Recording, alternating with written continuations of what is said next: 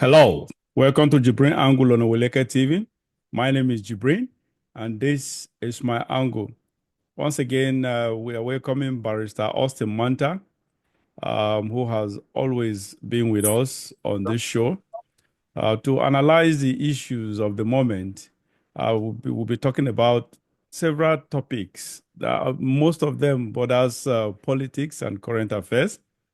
So let's start. Before then, viewers, thank you once again for joining us on this show. For those of you who are returning viewers, thank you for always being there, even though we've we always so many criticisms come from left, right, and center.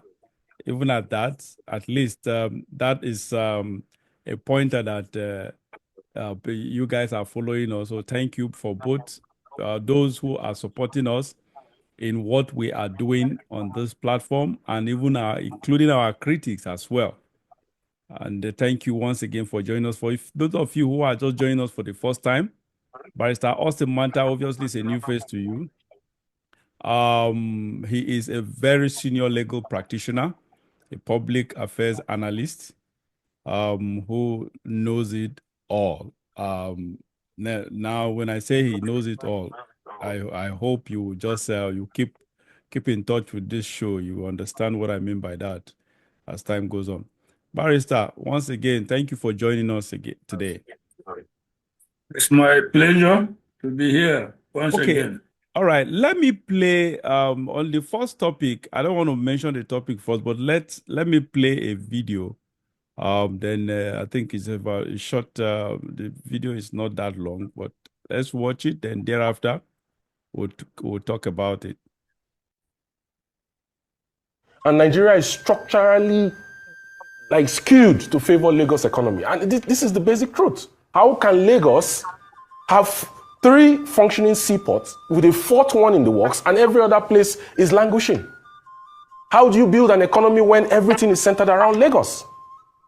Is it because the Lagos establishment is afraid that if there is an operational seaport in the Eastern Maritime Flank, which geographically is better for maritime operations, you're going to have diversion of port operations from the southeast, the south-south, the northeast to Akwa Ibom? Is it because they're afraid of revenue losses? It doesn't make any sense. We have to say the truth to power. Somebody imports a 40-foot container from Guangzhou to Lagos, and it will cost him 5 or 6 million naira to truck it to Aba. And you don't expect that he's going to pass on that inflation cost to the people, considering the fact that we don't have standard gauge rail lines that extend horizontally from the southwest to the southeast. It's marginalization, economic marginalization, and we have to speak truth to power. I don't know what the Southeast Governors Forum are doing. I don't know what they discuss when they meet, but there are critical areas that we must address, and we must bring to the table as soon as possible. The Southeast, yes, is the only region that does not have a high-pressure gas transmission pipe to take natural gas through it. You have the AKK, the Ajaokuta, Abuja, Kaduna, Kano. There is a second phase of that AKK that goes to Gausu in Zamfara. Now, in that AKK, you have pressure metering and reduction stations in Gog. All right. Sorry, I think it's a little bit longer than what we just played. But to just save our time, I think the point, actually, he already made a point, and I want to talk. We want to discuss the point he made. Barrister, I don't know. Before I say anything,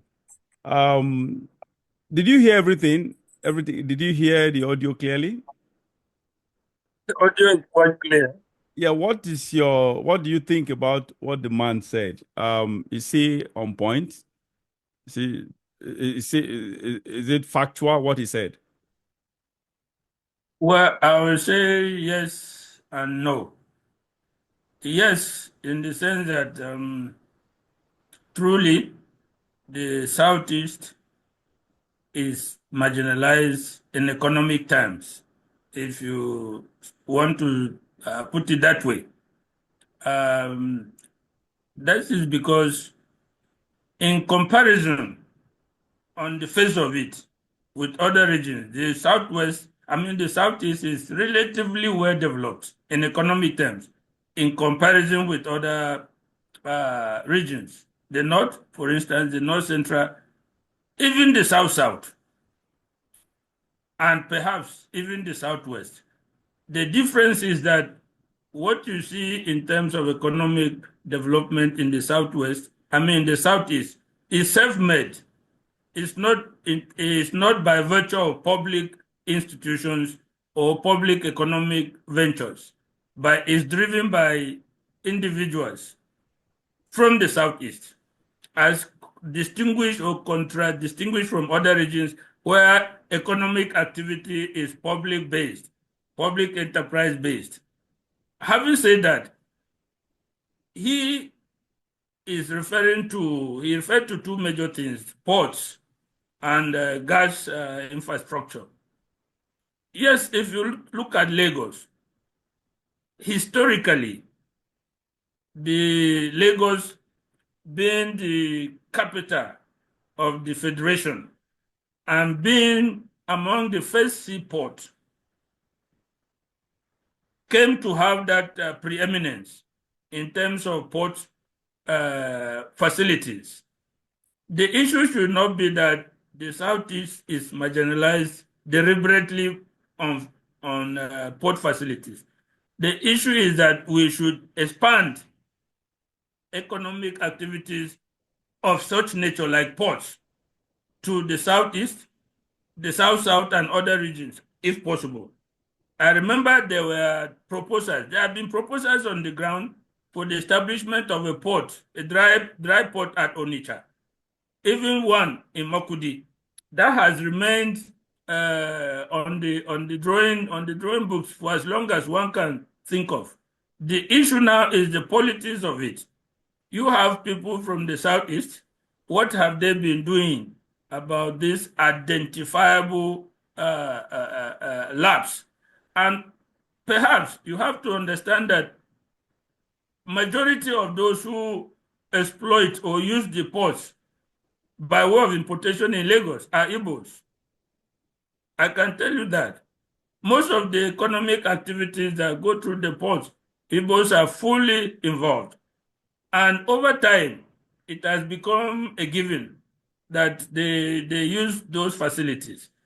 Now, if some of their people in the Southeast look at that and say, well, we are having these things there. We don't need, there's no compelling or urgent need to have a port in the Southeast. It is their business, because we have not seen them sit up. We have not seen them sit up and agitate for that kind of thing.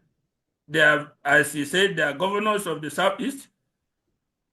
These governors can come together, 5 of them, and the wealth in that region is capable of even doing the port. Let me tell you. You talk about railways. As of today, railway is no longer on the exclusive legislative list, meaning that both the state government and the federal government can do the railway. The 5 governors of the Southeast can come together and make a railway that traverses through the Southeast. What have they done? Do you ever hear them talk about those kind of things? You will not hear them talk about those things that we internalize economic activity within the boundaries of the Southeast. They are comfortable doing that in Lagos. They are comfortable doing economic activities elsewhere. So they leave it at that. So it is why I say yes and no. Yes, there is that marginalization, but no, there has been no push from the Southeast for some of these things to be done. We are just talking about it now. Other than this young man that has raised this, have you ever heard any prominent politician in the Southeast talking seriously about establishing a port? Today, I can tell you, watching what is happening in the National Assembly, if the senators or members of House from the Southeast can come together and present a bill, I'm very definite it will say through. Just last week, they brought a bill for the establishment of a federal university in it was passed, and that university will be established. So They should blame their politicians. They should blame their big shots from the southeast. They are comfortable in their cocoons, in their economic cocoon. They don't want to internalize the economic advantages within the boundaries of the southeast. And that is why you hear every Christmas people trooping from everywhere they are going back to the southeast. They like that kind of situation. But if you go further and internalize these major economic activities in the southeast, it will benefit a lot. The average citizen in the southeast will be benefited. But you have to see momentum from them. Now talk about gas injection, this thing. I'm hearing of this gas for the first time. I have not seen any gas activity outside of the South and the Southwest. We definitely do not have any gas injection this thing in the north central. Don't we have a refinery? Are they not pumping gas to the Kaduna refinery? No, there's only one pipe that brings crude, heavy pipe that brings crude from the south to the refinery, and that pipeline has not been operated for the past more than 20 years. It has been moribund for that long. All right. Yeah. Okay. Thank you for that. Now, honestly, my simple response to that is, I agree with that man. The Southeast is marginalized economically. The Southeast is marginalized politically. That is just the reality. It's a fact. Now, my reason is this. He just mentioned something. It takes about 6 million naira. Of course, that should be rough estimate. 6 million naira to transport goods from Lagos. That is when the port arrives. So the Igbo guys, the Easterners spend about 6 million naira extra to transport these goods to the East. You made mention of people fighting over Obi. I think that was one of his main manifesto or policy, economic policy during the 2023 election. I think I picked that was he promised. I think that was one of the major policies he actually wanted to push through if he had been elected president. Although he was elected, he was only rigged out anyway. So I think he wanted to actually build a seaport, just like what we have in Lagos. It's not even moving, just like what you said, expansion. Build another seaport, just like Lagos, like TL Wharf and Tinkan Island, in, I think, River State, Port Harcourt. So, and of course, if we had something like that, it would be easier for people. And from there, we could spread to other places. But the reality is, these Igbos have been marginalized economically because even as you mentioned that Igbos are the ones operating of course, they are the major when you talk of importation, they are the really importers. So they are doing what they are doing in Lagos because that is the only seaport. Or the major, let me use that word, the major commercial seaport, because the one in Port Harcourt is a seaport there, but we have Port Harcourt. They will have seaports there, but they are not. Those ones are just they use those ones for petroleum purposes, to export and import petroleum products. They are not for other goods. I think that's what those ports are. They are not even major ports. So no, they are not deep. There's a seaport and a deep seaport. Yeah, correct. So as of today, we have only a deep seaport in Lagos. And there's one under development in Calabar as a deep seaport. The difference is that the deep seaport carry the big ships container ships that carry as many containers as possible can only come to a deep seaport. So that is the difference. The ports in Wari, in rivers, and other smaller places cannot carry big ships. Okay. And the reason, one of the things that was proposed was to have inland ports. And one place that was nominated was Onitsha, another was Makudi. That project, and that is to enable ships, lighter ships, to carry heavy goods from the deep sea port to the internal shallower ports, and from there distribute the goods. The idea has never taken off till today. Now, why I agree that the Igbos have been marginalized economically and politically. We're talking about economically now. Is because the political class don't want to hear what we are just talking about. They don't even want to hear about, they don't want to hear another seaport for the Igbos. Because one, for several reasons, of course, we have transporters are benefiting from this. We know when we talk of real transporters, it is the houses that own transport business. Trailer, that is transportation of goods. It is the houses, it is the north that owns it. You and I know that. When you talk of trailers in Nigeria, houses owns trailer business. It is the Igbos that owns passenger goods. Passenger transportation. They own it because they of course, for obvious reasons, because they travel a lot, just because of the same reason we are talking about. We have seaport there. They have to travel back and forth from the east to the west like that because of the seaport or whatever. So as a result of that, obviously that they run the human transportation business. But when it comes to transportation of goods, the Northerners control that. So this is just like what is happening in the power sector, that we will always have this power issue, epileptic power supply, because we have lobbyists, we have the generator importers, we have so many or whatever, so many factors come to play because we have people which boils down to corruption. We have people lobbying and bribing government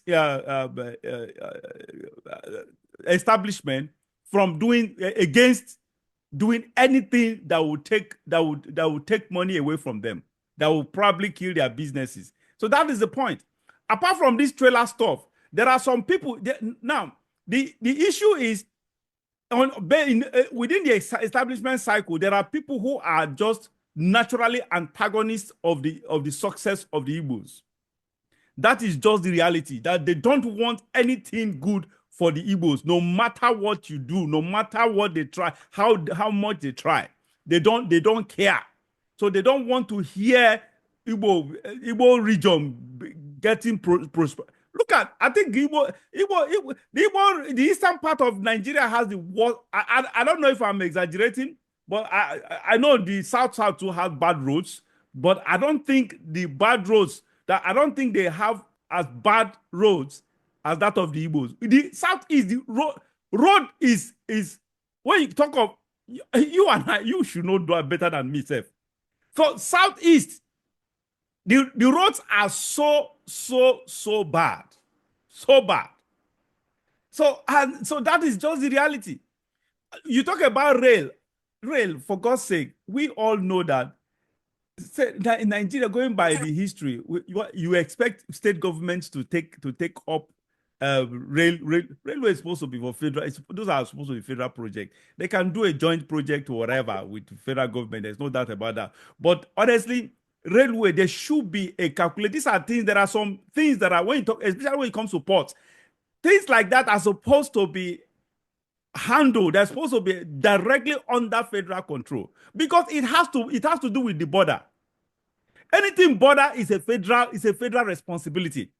Because they should be, because they need to sustain and maintain the integrity of the border. As long as it is border, they will never, there's no country will relinquish its authority, its powers, its powers to the states.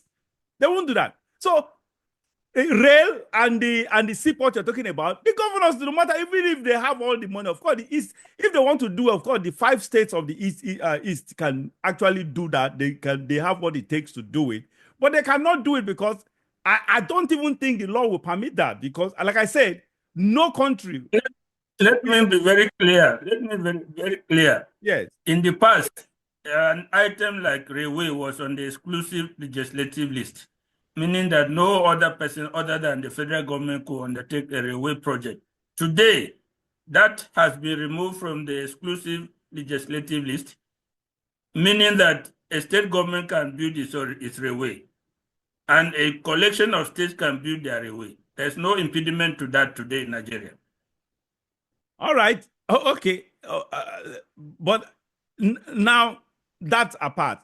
But this issue of back to the sea or whatever, this issue of seaport, seaport is an exclusive right of the government. There's not a state, federal government, I mean. So there's nothing we can do about that. It's also, now, I agree with you that the Igbos have not lobbied, have not pressed enough, or they are not pressing enough. Honestly, I agree with you because we are not this. The video I played now, honestly, it doesn't come by frequently, and so that man is just like a lone voice, sort of. I've had voices like that, but skirmishes of voices like that in the past. So we need, actually, just like you noted, we need the governors, and not just the governors, the politicians. We have the senators, we have politicians from that region, we have House of Rep members in government, people in government, we have ministers, for God's sake. We have all these people representing their states at the federal level. So there should be a deliberate attempt to actually push this idea.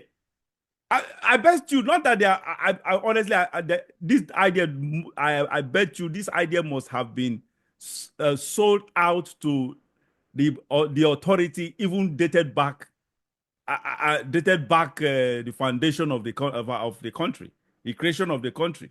It's sort of, I assure you that when they made Lagos,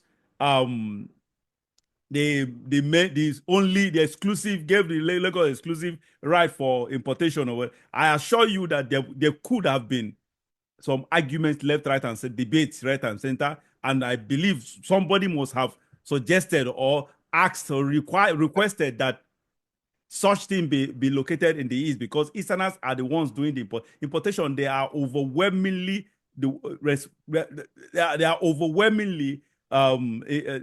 in charge of exportation, import and export, both. Sort of. So again, honestly, I agree with that. Again, the bottom line is these guys, Igbos are marginalized, and but I think we have to be more aggressive. We have to be more aggressive in pushing this idea, because this idea will actually ameliorate the cost of living. Because you and I know that the cost of living in the East is much more expensive than the North. Very expensive. South is expensive because of all these factors. Let me also chip in and say that nobody can really argue the case of marginalization in the Southeast. I think by and large, even across the country, it is recognized that the Southeast region has been marginalized. There are two aspects to it, the economic and the politics.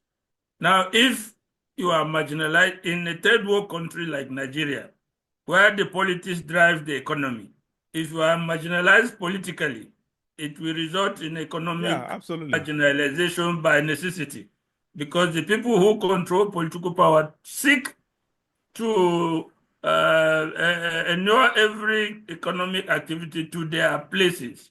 So there's no dispute. There can be no dispute on this issue. The Igbos are marginalized politically, and that has also resulted in economic marginalization. That brings me. That's sorry to cut you short. Sorry to cut you short. That is the reason why I told you there are people they are not actually benefiting from the marginalization of the Igbos, but just because they do not want, they are just bent on never allowing anything good to happen to the Igbos or the Easterners, or to the East as a region. They are just bent. They do it for mischievous reasons. It may not be benefiting them in any form or shape, by the economic stuff, or because they are just natural or perpetual antagonists of the Igbo race. Yes, I will agree with you. If you go back to the First Republic and hear statements from the Southern of Sokoto and other northern leaders, you will understand the fear, the anxiety, and the what other word do I want to use?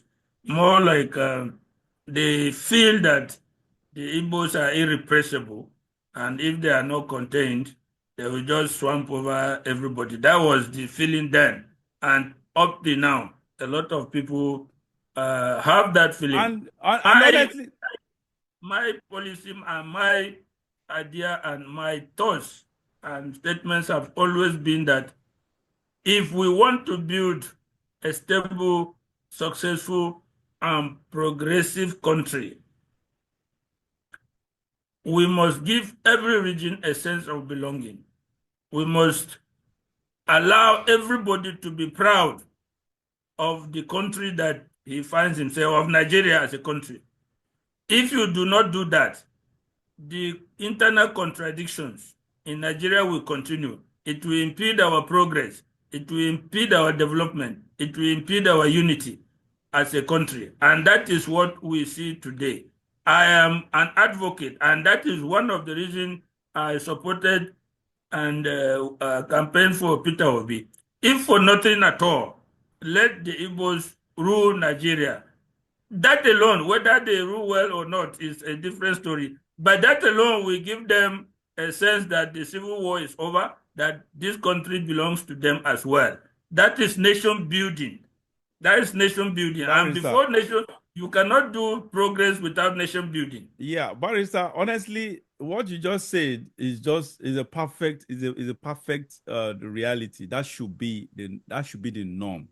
But unfortunately, we won't get that norm. That's just the reality. You and I know. And let me be frank with you. I remember when Obi was campaigning about this issue of creating another port, seaport, just to replicate what we have in Lagos in the east. Honestly, my mind just told me, I said, for this, some people, the establishment, that one reason, that singular issue alone, honestly, is what costing Obi his mandate. I'm telling you, some people may, because of that alone, say what they'll feel threatened. They feel their interest will be threatened. They feel they feel their interest threatened somehow. And as a result of that, they don't care whatever happens. Because I know definitely that they don't want it. Vast majority of the establishment from the west, from the north, they do not.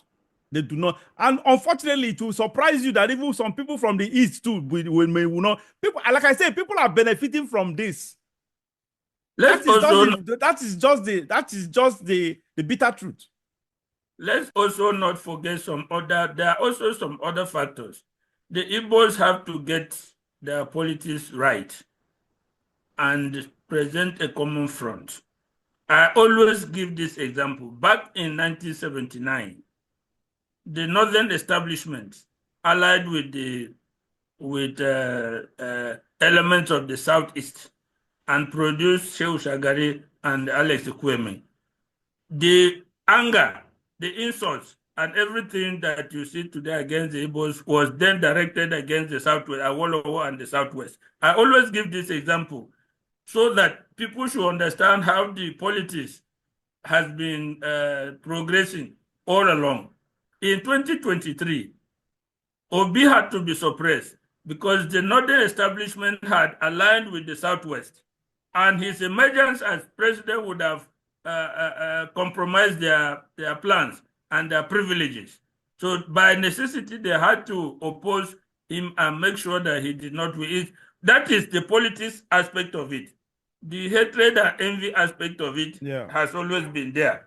But the politics aspect of it cannot also be ignored. The Igbos have to put their politics together, one way or another. They should not miss opportunities when they come. When Alex Ekweme was vice president. Now, for instance, you talk about roads. An Igbo son, Omahi, is the minister of works. He's the one doing roads all over the country. Yes. How many major roads has he designed for the Southeast?